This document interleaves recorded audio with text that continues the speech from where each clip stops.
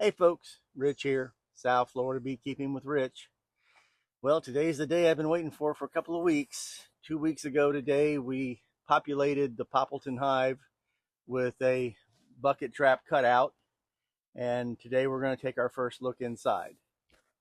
Uh, and I can't wait to see how they're doing on those strange asymmetrical frames and see what's up.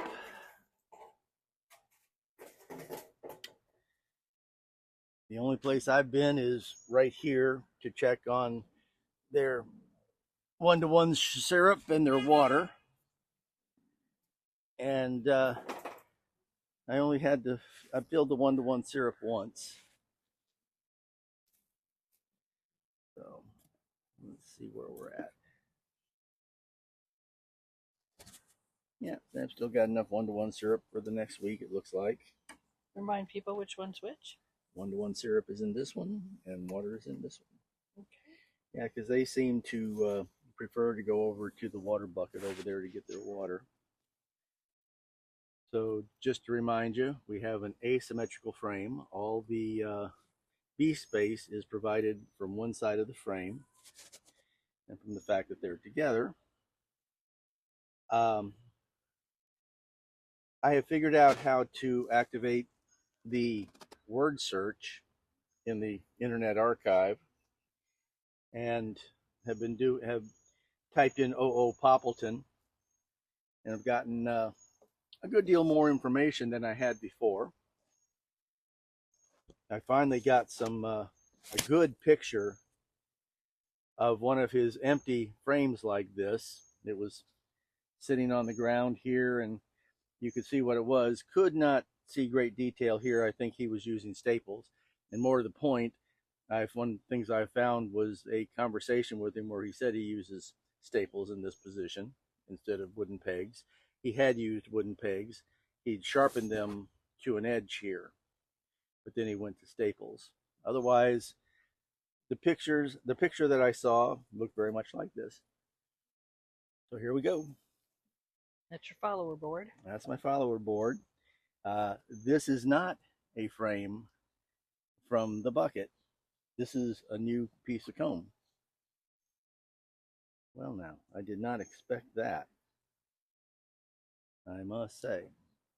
Very nice. Very nice. This is not one of the... Can you turn it around so you can see the other side? Sure. We want to see they are attaching it at the top. Right where they're supposed to. Where they're supposed to, on the side they're supposed to? Yep. Awesome. Yep. Yep. That's one of the things about the bars on this side, and so that gives them their natural edge, and they're putting it right there on the natural edge. Well, this was unexpected, I must say. I thought they'd have spent all of their time working on expanding the combs that I had that they were already on them. They definitely are doing that. Look at this; they're now side to side in there. Nice batch of brood, honey on the top,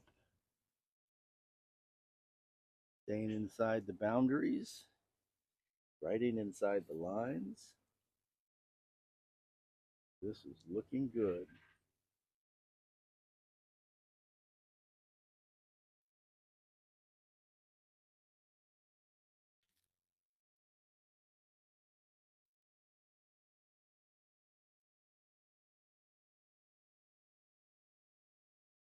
Oh my, this has got some distinct weight to it. Look at all that. Look at all that beautiful brood. That is nice. Nice brood pattern. They are loving this hive. But what about this part here where it's sticking out a little bit? Well, that's honey. They always build honey out further. That's not going to affect the frames behind it? They're just going to, just like they do any other time, they're going to allow for it with a matching curvature on the other side. Is, not great, but it is what it is. We got a band we can get rid of here. Oh, that's elastic. They chewed off. as we expected. And two, yeah.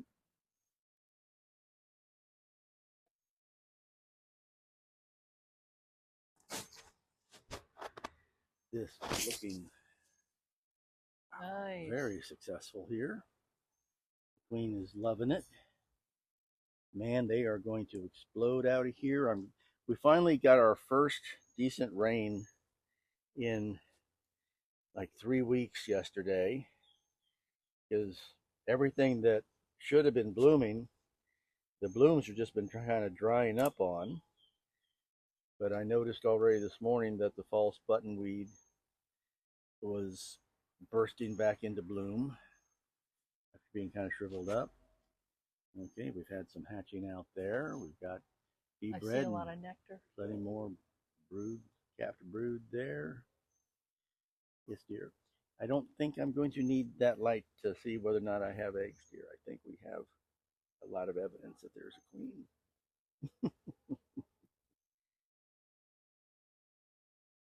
All those little bee faces looking up at me there. I'm not going to interfere with them. And yeah, this is working the way it's supposed to also. The long shoulders like they use in the English hives, they don't really seem to be doing much cleaning up with it. Yep, beautiful. Oh my goodness. Yeah. You can see like over here, this used to curve down there, but they've started another lobe of it there. Go down. Wow, I must say I did not expect. I'd given them one frame on their side of the follower board just in case, and they're obviously building that one. I'm gonna have to drop another frame on the other side of the follower board.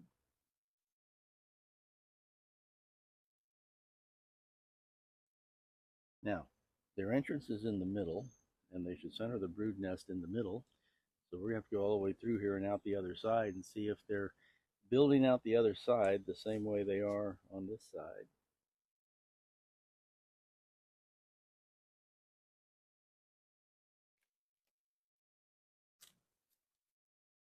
Basically, this long idea hive with American frames is like a Lazutan hive, only instead of being this wide and that long, it's this wide and this long. So, Poppleton, apparently when he first came down to South Florida, almost immediately got a contract to go to Cuba and start the largest suspended frame apiary in the country. There were 3 at the time. He was hired by the owner of one of them to come in and greatly expand it, which he did. So for anyone who thinks that Poppleton didn't have experience with regular hives, actually in an interview I read with him, it said that when he started beekeeping, he ran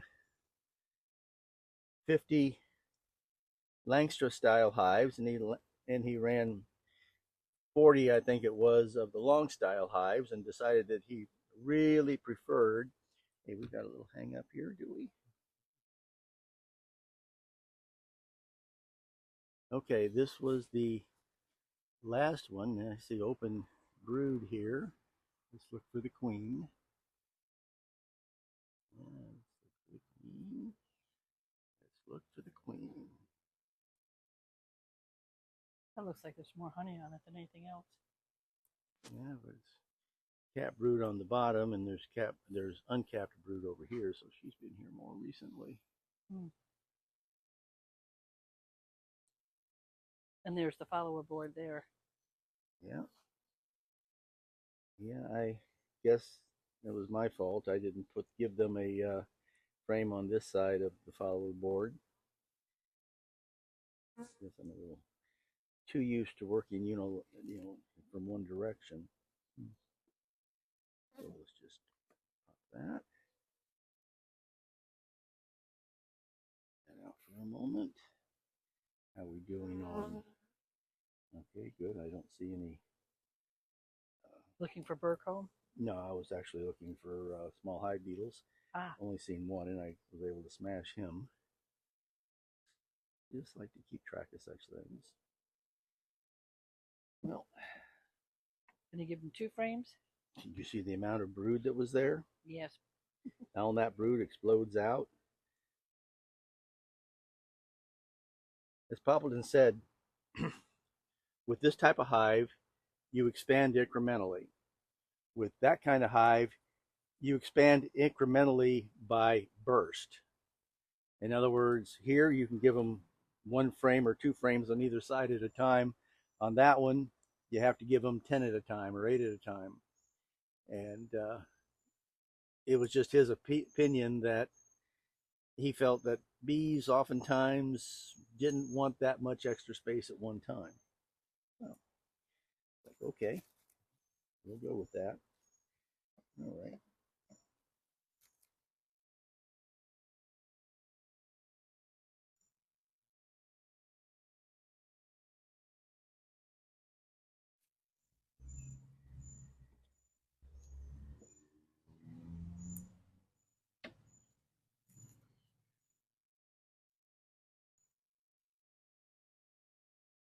Okay, girls, we're going to have to smoke you down so we can close things up. Go on. Go on.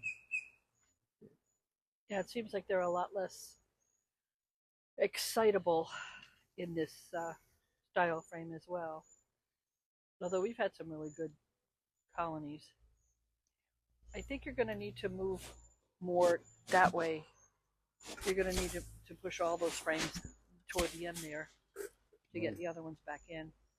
Because you've got space down the end that you didn't have before.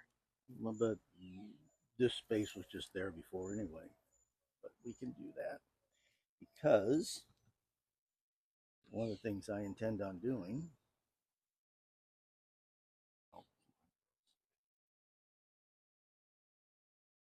I'll say this about this kind of frame is that it is easier to make sure you don't mash bees, really. Okay, so where am I in relationship to the middle?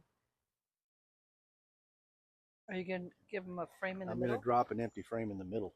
Ah. This is what I intend on doing because I don't want them to be sitting there reading the book and going, we have all the resources we need to go ahead and swarm again, guys. This is great. Yeah, no, it's not great. So.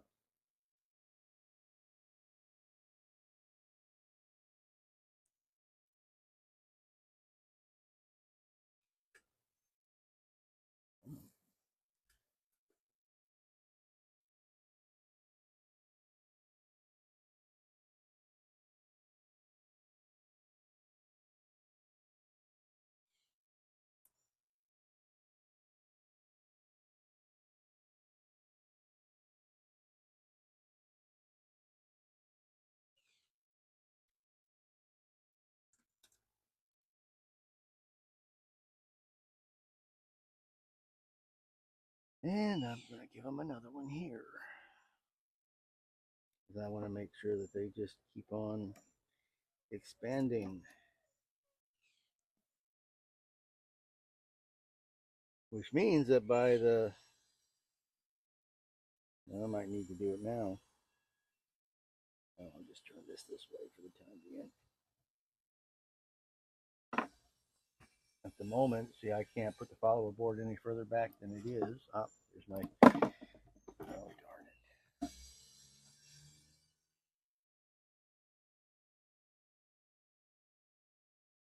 I'm just trying to kill a small hive beetle.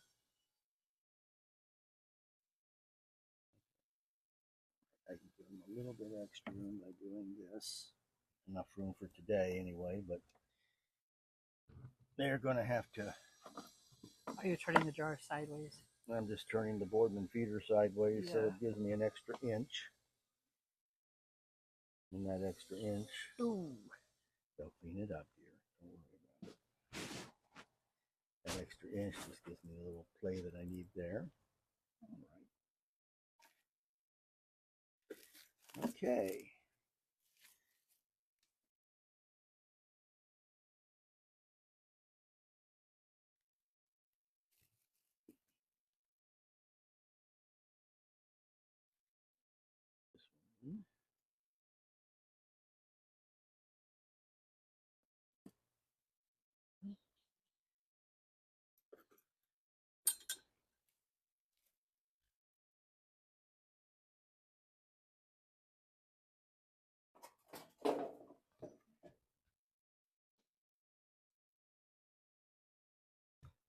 Come on, who wouldn't love this box? 2 solid inches of cypress all the way around. They're not getting hot in the middle of the day. They wouldn't get cold in the winter. They're dry, they're happy. I am really enjoying this. You want to know something really cool? Poppleton gave, like I said, Poppleton spent 2 years in Cuba building up and expanding an apiary using these kind of boxes, but deeps for owner down there. But while he was there, he was reporting on how the Cubans kept bees because one of the primary competitors for American honey at that period of time was the Cubans. And so he said, I thought you might want to see how the Cubans keep bees. There were apiaries everywhere. So for you guys who aren't here in South Florida, well, forgive me, the ones who are in South Florida, I got to give them a little biology lesson for the ones who aren't. We have a native palm tree down here called the royal palm. It's a huge palm. It has a trunk about that big around on it and can get 60 feet high. The interesting thing about it is that it's like a watermelon. It's a rind about an inch and a half thick of tough, fibrous, woody material. And inside that, it's just it's like a watermelon. It's a catacomb and it's for water storage. They store huge amounts of water. And occasionally we did a drought down here so bad that even all that gets sucked out and the thing will get splits in it and such. But that's really neither here nor there. Just picture the fact that they have a palm tree that you can cut into sections and with great ease clear out the whole middle of it. And the standard hive type being used in Cuba in 1888, 1890 was 3-foot long sections of royal palm trunk. And your mind's immediately going to go to tipping them up on end. And that's not how they did it.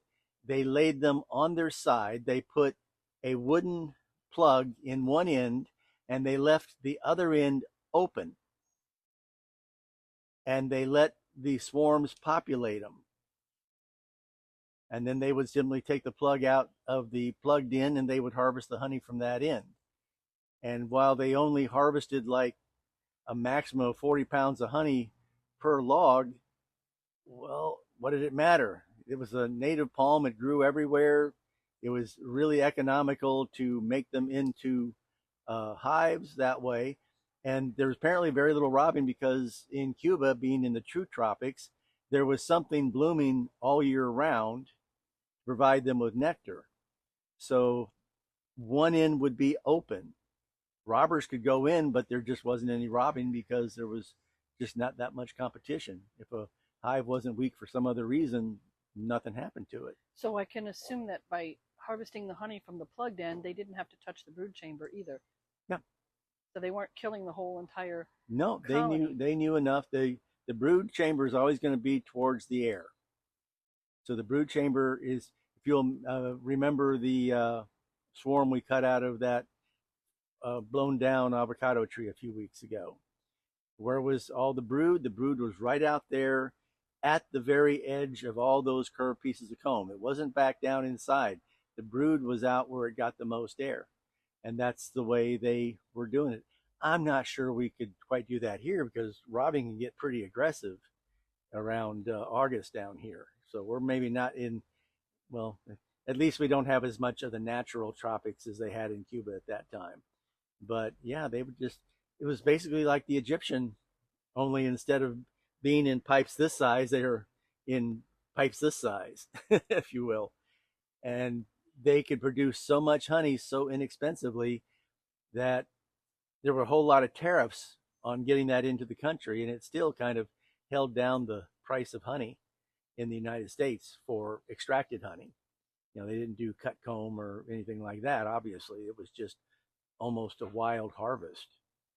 But it had an economic impact on the eastern United States and the price of honey, because even with a whole bunch of different tariffs, and he reported on all those because, of course, he's producing honey down there.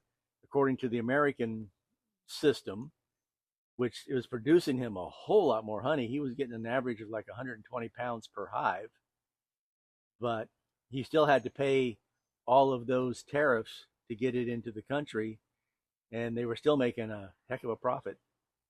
That's pretty cool. I mean, I've seen a whole lot of different, primitive hives, but I had never heard of one where you just laid a log on its side and left one end open for them to come and go from. I mean, I thought that was cool. So, at any rate, there's our first inspection.